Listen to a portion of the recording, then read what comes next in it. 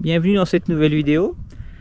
Je tenais déjà à vous remercier tous là, parce que ça fait déjà 15 jours qu'on est parti et on a déjà triplé notre nombre d'abonnés. Donc merci à vous, et puis pour nous ça nous montre que ce qu'on fait, et ben ça vous plaît, donc c'est super. Donc dans cette vidéo, on va vous présenter un petit peu les visites qu'on a fait ces derniers jours. Allez, c'est parti. Bonjour, moi c'est Amaury. Et moi c'est Bernadine, alias Didine. On est une famille qui voyage en camping-car à travers le monde depuis 2016. Nous sommes tous les deux atteints d'une maladie génétique, Didine est en fauteuil roulant, mais cela ne nous empêche pas de réaliser nos rêves d'évasion.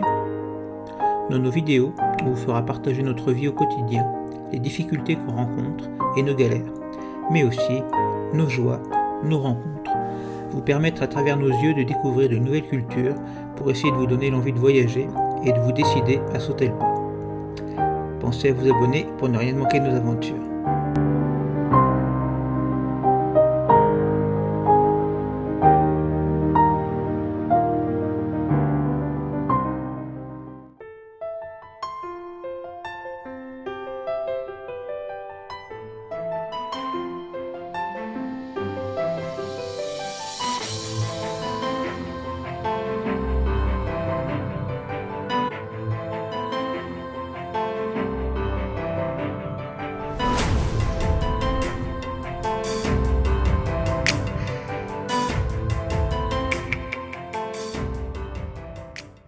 Donc nous voilà à Volubilis.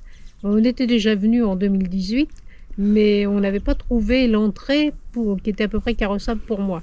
Par contre, cette année, c'est bon. J'ai pu aller voir toutes les ruines et tout ça, alors qu'en 2018, je n'avais pu voir que le musée en bas. Donc voilà, en plus il fait soleil, tout est bien. Et en plus, il n'y a pas de touristes. Voilà. Et en plus, on est quasiment tout seul, donc ce qui est vraiment très bien.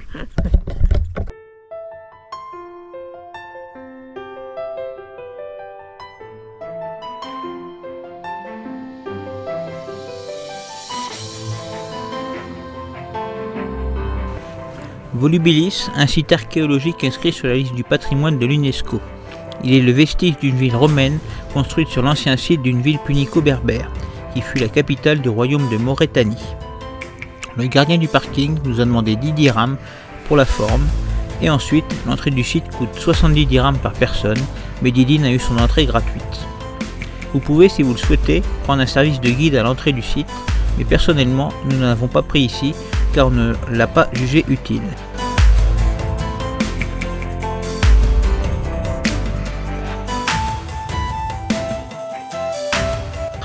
Les chemins du site sont praticables en fauteuil roulant, mais les allées sont assez pointues et souvent recouvertes de gravier. L'idéal pour visiter est d'avoir un bon fauteuil électrique puissant, mais cela reste faisable avec un fauteuil manuel avec de l'aide.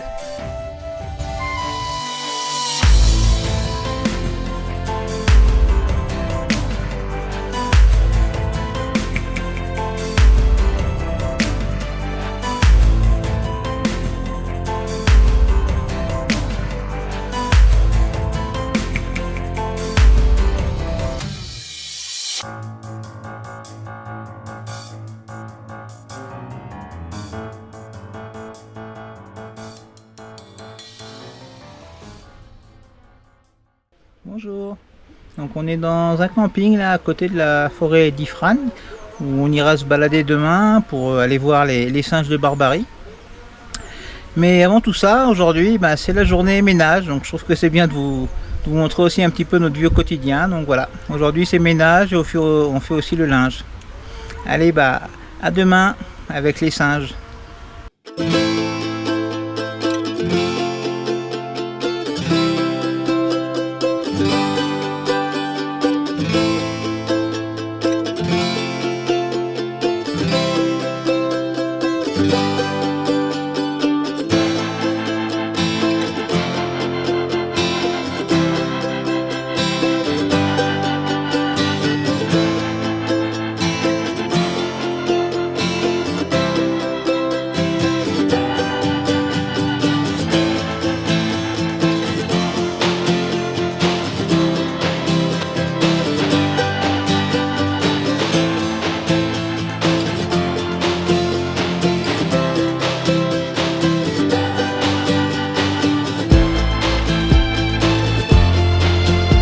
Pour cette balade dans la cédraie d'Azrou, on s'y est mal pris. On est arrivé trop tôt le matin, du coup les singes se sont que très peu montrés. De plus, nous avons mal étudié notre balade à pied dans la forêt, ce qui nous a obligés de faire demi-tour car les chemins étaient de plus en plus pentus pour le fauteuil. Du coup, on n'a pas vu le cèdre Gouraud dont l'âge est estimé à 800 ans. On se console tout de même à notre retour avec un singe fouillant dans une poubelle à côté du camping-car.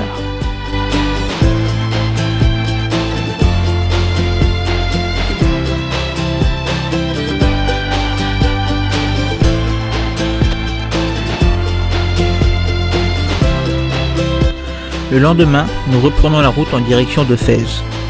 Nous avions prévu à la base de visiter sa médina, mais on s'est ravisé au fur et à mesure qu'on s'en approchait. On commence à en prendre l'habitude, les villes marocaines sont de vraies fourmilières, avec des piétons inconscients qui marchent sur la route au lieu de prendre les trottoirs, ou qui attendent leur transport en plein milieu d'un rond-point. Les voitures qui doublent n'importe comment, c'est vraiment pas simple de garder le camping-car entier. On a toujours la crainte que le GPS nous fasse prendre une mauvaise route et qu'on se retrouve bloqué ensuite avec nos 11 mètres de long. Ce n'est pas dédié qu'au Maroc, on évite autant que possible les grandes villes dans tous les pays qu'on visite. À la vue de la hauteur des trottoirs, qui doivent bien faire dans les 40 cm pour certains, avec très peu de bateaux pour le passage du fauteuil, on décide, peut-être à tort, de ne pas continuer et de zapper la visite de la médina de Fès. Avant de quitter la ville, on monte tout de même aux tombes des Mérénides pour profiter de la vue splendide de la ville.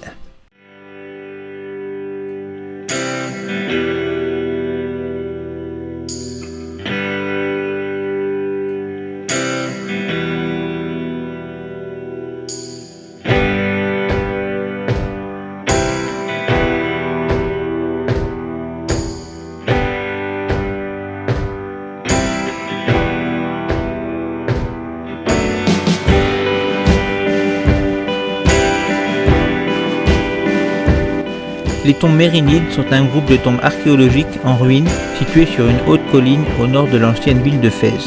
C'était à l'origine un cimetière royal de la dynastie des Mérénides qui régna sur le Maroc au XIIIe et XVe siècle.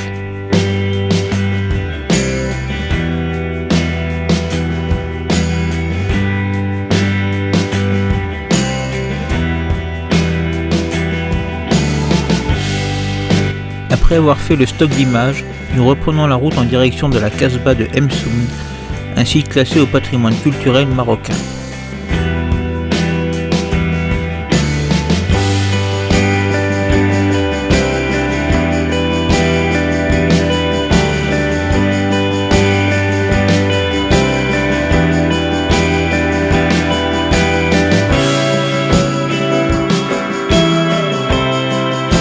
La Casbah Msoun a été fondée pendant le règne de Moulay Ismaïl en 1684. Elle se trouve entre la ville de Taza et Guersif. Elle est encore habitée par une centaine de membres de la tribu semi-nomade Aoura, mais malheureusement pour nous, nous n'avons croisé personne lors de notre visite. Il n'y aurait pas eu les quelques câbles électriques et téléphoniques, le puits et la mosquée, on aurait vraiment cru que l'endroit était abandonné et sans vie. Nous espérons qu'un jour, les travaux de restauration seront entrepris, car à force, l'usure du temps n'aura fait que trop bien son travail.